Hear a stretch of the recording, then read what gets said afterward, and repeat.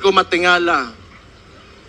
Nganong ingon ani karon kay because Rudy Duterte stood up for every tanang mga traditional politicians di nila gusto nga kausaban aning nasura ni along aning with Marcos o kani mga uban dering mga pagagnaw ng mga politiko. Di nila gusto nga naa ng Rudy Duterte diha kay mabulilyaso ang ilang mga tula sa gobyerno. Niingnon kay Bongbong Marcos. Aside you not being loved by the people, all you have is the government's resources and your term. Beyond that, you are nothing. Limot uro yung